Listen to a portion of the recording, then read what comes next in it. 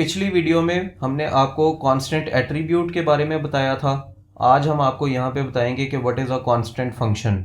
और constant function का मतलब ये होगा कि आप ऐसे फंक्शंस जो कि किसी भी वैल्यू को चेंज नहीं कर रहे उनको कांस्टेंट बनाना चाहेंगे। इस वक्त हमारे पास यहाँ पे कम से कम 4 फंक्शंस ऐसे हैं जो कि किसी भी वैल्यू को चेंज नहीं कर रहे और हम ये रिस्ट्रिक्ट करना चाहेंगे कि ये किसी भी वैल्यू को चेंज ना कर सकें। उसके लिए मुझे इन फंक्शंस को बनाना पड़ेगा कांस्टेंट फंक्शंस। और कांस्टेंट फंक्शन बनाने का तरीका ये होता है कि आप अपनी क्लास में हर प्रोटोटाइप में जहाँ पे सेमीकोलन लिखा हुआ है उससे पहले रिजर्व वर्ड कॉन्स्ट लिख दें। तो इस वक्त मैं सरकमफ्रेंस, एरिया, डायामीटर और डिस्प्ले चारों फंक्शंस को कॉन्स्ट बनाना चाहूँगा, जो कि इस वक्त मैं आपके साथ बना रहा हूँ। आपको ये चेंज करना पड़ेगा सीपीपी फाइल के अंदर भी, क्योंकि अगर आप सीपीपी फाइल में जाके देखेंगे तो आपको यहाँ पे एरर्स मिल जाएंगे and it's only because of the fact कि .h फाइल और .cpp फाइल के अंदर जो आपने प्रोटोटाइप्स लिखी हुई हैं दे आर डिफरेंट। यहाँ पे सिर्फ कॉन्स्ट हमने ऐड करना है और उस केस में आपका हर फंक्शन जिसके अगेंस्ट आप यहाँ पे कॉन्स्ट लिख रहे हैं वो कॉन्स्टेंट फंक्शन बन जाएगा। Now what is meant by constant function? It means कि आपके जितने भी एट्रीब्यूट्स हैं of class they would not be allowed to change. Let me write it down over here so that you know the rules of constant functions. Let's write them over here. Constant functions, what I have said is कि यहाँ पे आप किसी भी constant function के against attributes की values को change नहीं कर सकते, विच मीन्स के attributes can not be modified. However अगर आप यहाँ पे कोई भी एक लोकल या टेम्पररी वेरिएबल बनाएंगे दीज कैन बी मॉडिफाइड। अब पॉइंटर एट्रीब्यूट के लिए इस कॉन्सेप्ट को समझना ज़रा मुश्किल काम है, इसलिए I am going to introduce a temporary attribute over here. Let's call this as VAR। और आपको यहाँ पे बताना चाहेंगे कि कांस्टेंट फंक्शन यहाँ पे किसी भी एट्रीब्यूट की वैल्यू को मॉडिफाई नहीं कर सकता। किसी भी एट्रीब्यूट की वैल्यू को मॉडिफाई करने का मतलब ये है कि अगर आपके पास नॉन पॉइंटर मौजूद है और आप उस नॉन पॉइंटर की वैल्यू को मॉडिफाई करने की कोशिश करेंगे, जैसे कि मैं यहाँ पे VAR की वैल्यू जो कि पहले इस केस में जंक पड़ी हुई है उसको अगर मैं किसी और वैल्यू के इक्वल करना चाहूँगा, जैसे कि यहाँ पे मैंने इसको इक्वल टू 66 किया है, तो you would get an error over here because VAR can not be modified within the scope of a constant function.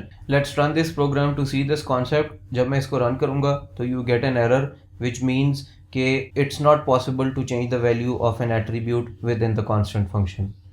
However, if you want to do the same for a pointer, एक pointer के case के अंदर आपको सिर्फ ये पता चलना चाहिए कि what is a constant pointer.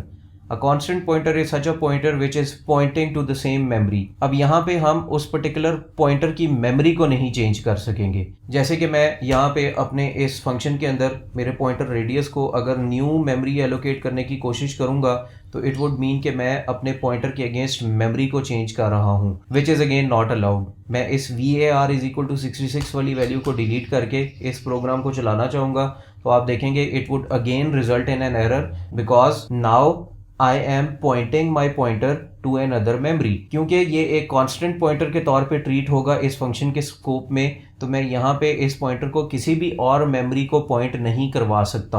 आप यहाँ पे अगर ये सोच रहे हैं कि मैं ऐसा भी कोई काम नहीं कर सकता जैसे कि asterisk radius is equal to 99, well actually this is allowed. उसकी वजह यह है कि मैंने यहाँ पे पॉइंटर की मेमोरी चेंज नहीं की। पॉइंटर जिस मेमोरी को पॉइंट कर रहा है मैंने सिंपली उसके अंदर वैल्यू को चेंज किया है। मतलब पॉइंटर जिस मेमोरी को पॉइंट कर रहा है वो अभी भी वही है, मैंने सिर्फ उस मेमोरी के अंदर वाली वैल्यू को चेंज कर दी है।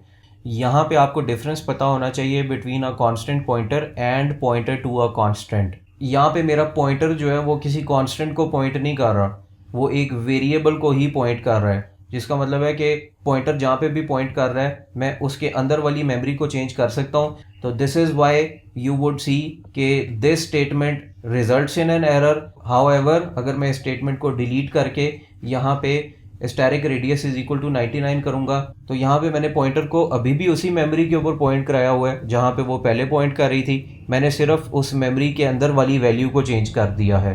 This is not an error by the way, this is logically incorrect, however syntactically this is not an error. तो आपका कंपाइलर जो है वो यहाँ पे आपको कोई एरर नहीं देगा। चला के आपको दिखाते हैं, there is no error right now. अगर आप यहाँ पे एरिया वाले फंक्शन को कॉल करेंगे तो let me tell you what is happening. Let's say मैं यहाँ पे C3 के अगेंस्ट एरिया को आउटपुट करा लेता हूँ और उसके लिए मैं यहाँ पे लिखूँगा C3 डॉट एरिया को सी आउट कराना। When I run this program तो यू वुड सी कि एरिया यहाँ पे जो कैलकुलेट होगा वो करंट वैल्यू ऑफ रेडियस का होगा।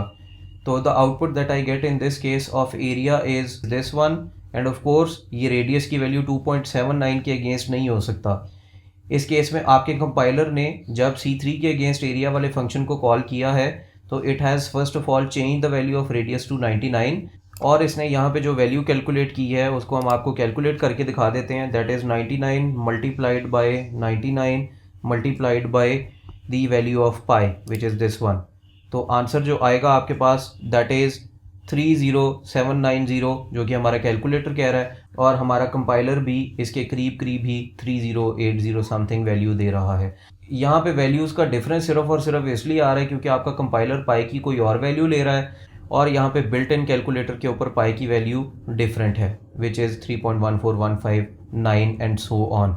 तो आपको यहाँ पे कांस्टेंट फंक्शन का आइडिया हो गया है। यहाँ से रेडियस इज इक्वल टू 99 को रिमूव कर लेते हैं और यहाँ पे किसी भी एक ऑब्जेक्ट के अगेंस्ट एरिया, सर्कमफ्रेंस और रेडियस की वैल्यू आउटपुट करा देते हैं। तो इस वक्त मैं यहाँ पे सी आउट करने लगा हूँ the value of area of C3 and the value of diameter of C3 and the value of circumference of C3। इस वक्त जो आपको एरिया की वैल्यू मिलनी चाहिए फॉर अ रेडियस ऑफ 2.79, क्योंकि C3 के अंदर जो रेडियस स्टोर्ड है वो C2 का रेडियस ही है विच इज़ इक्वल टू 2.79। तो आपको C3 का एरिया मिलना चाहिए क्लोज टू 24, C3 का सर्कमफ्रेंस मिलना चाहिए क्लोज टू 17 और C3 का डायमीटर मिलना चाहिए क्लोज टू 5। पॉइंट्स के अंदर ये वैल्यूज़ हैं, एग्जैक्ट वैल्यूज़ मैंने कैलकुलेट नहीं की। और the values that you get as expected, the value of area is 24 point something, the value of circumference is 17 point something and the value of diameter is equal to 5 point something.